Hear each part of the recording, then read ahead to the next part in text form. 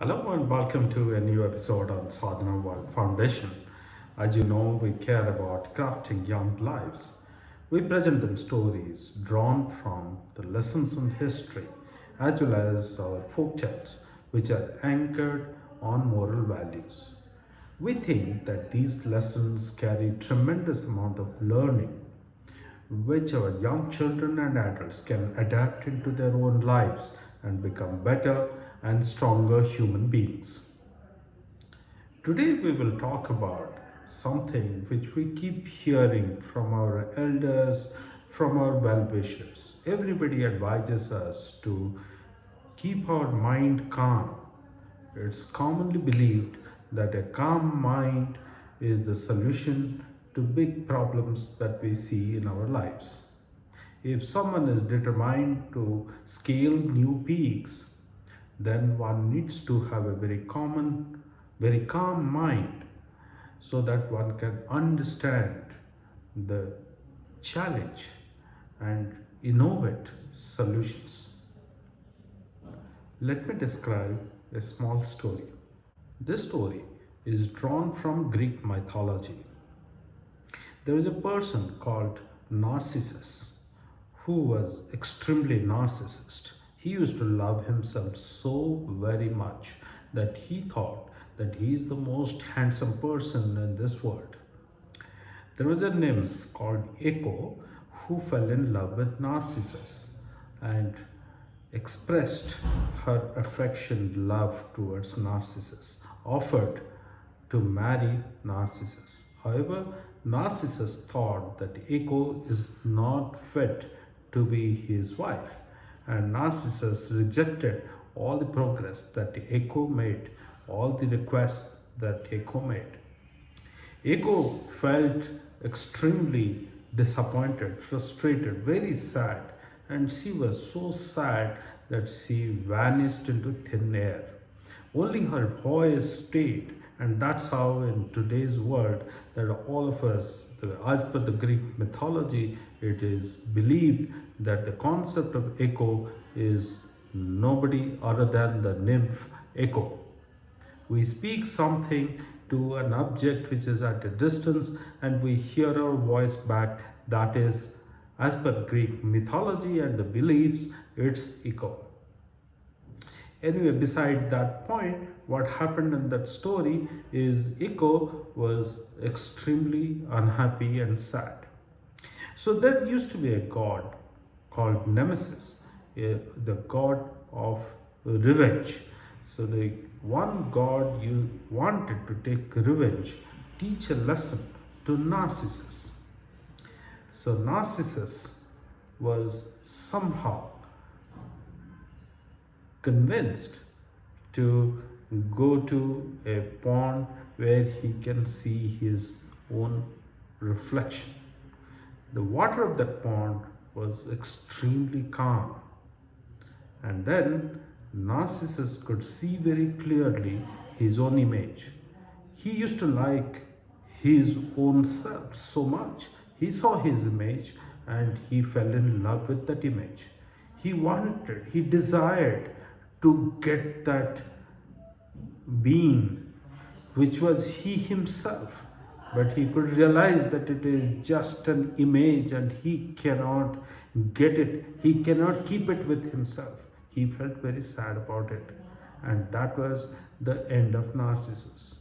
Narcissus ultimately, out of sadness, died, and Narcissus became a flower, a beautiful yellow flower, the Narcissus flower that we see today. That's the Greek mythology. What does this folk tale teach us, or this mythological story teach us? It just tells us that a calm mind, a calm water surface could teach the lesson to Narcissus, that Narcissus could understand how wrong he was. A transformation took place in Narcissus, where a nymph herself could not make the transformation happen, could not change Narcissus' mind. Even Nemesis, the god of revenge, had to himself or herself intervene to make this transformation happen. And the god of revenge used the calm surface of water to make the transformation happen. So it was a big challenge for the most narcissist person this world has known to transform. All that was required was a calm surface of water. So, like our elders have told us, that the calm mind is the solution to everything in this world, all the challenges in the world. Howsoever tall the challenge is, you can find solution if you are not stressed, if you are not moving with anxiety. If you are moving with calmness, you are able to think very clearly. You are able to see the possibilities, and then you are able to see the solutions and choose the path which you think is the best. That's the teaching of this story. This lovely story of transformation teaches this, inspires us to have a calm mind. But the question arises that how do I calm my mind? My mind is always full of so many thoughts.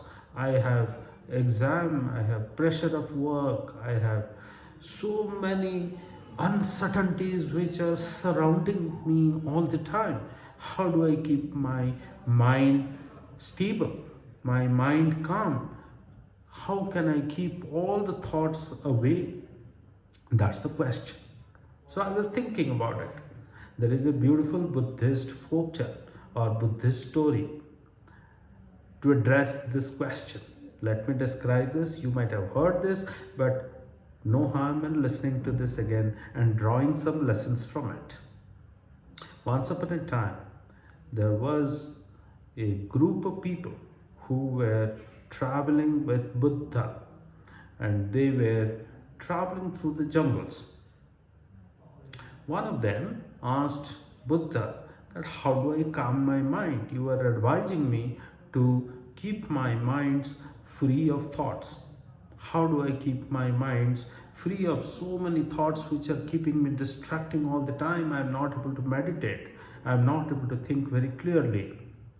Buddha listened to this question, did not answer. After some time, he told this disciple to get some water from the nearby lake. The person went to the lake to collect some water, but at the bank of the lake, he sees that there are people who are cleaning their clothes. There are some bullocks who are taking bath in that water. There is a cart moving through this. The water seems to be very dirty, very turbid. So it's not drinkable. So he thought for a while. He came back. He told Buddha that the water is very muddy. It is not really drinkable. Buddha said, no problem. Let us wait for a while. We will manage our thirst for a while and we will check if the water becomes better after some time. They were resting under the trees in the bank of the lake. After some time, the disciple went and the mud had settled down. The water was clean, so he collected a pot full of water. Buddha drank that water and told the disciple that hope you got the answer to this question. The disciple could not understand. He asked all his disciples to think about it. He said that, see, the water was dirty because the mud had come up. It was turbid, it was not potable. We could not drink that water. But now the bullocks have left, the cart has left, the people who were cleaning their clothes, they have left. The mud which had come up has settled down. And the water on the top is absolutely crystal clear. It's very nice water. So that's the way the mind operates. There are thoughts which crisscross our mind. There are thoughts which come and distract us. But we have to let it be as they are. The thoughts will come, but we have to let them come and go. Let them pass by. Just some time. Allow some time for the mud to settle down. Like The water of the lake became clearer after the mud settled down. Beautiful story, isn't it? So at work, at our home, there are many challenges that we face.